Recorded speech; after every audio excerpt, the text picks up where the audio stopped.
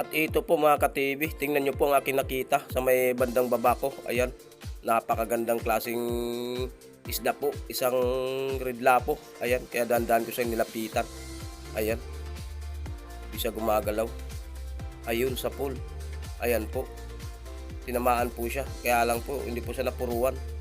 Ayan, nagpupumigla siyang kumawala dun sa pana ko. Ayan po, napakalakas po niya mga ka-TV. Yan po ay umabot na po sa mahigit 2 kilo. Yang lapu-lapo na yan o red lapo. Ayan po, napakaganda po ng kulay niya mga ka-TV. Ayan, nagpupumigla siyang kumawala. At nahihirapan akong hawakan maigi yung pana dahil napakalakas po niya mga ka-TV. Ayan, pero nakuha po natin yan mga ka-TV.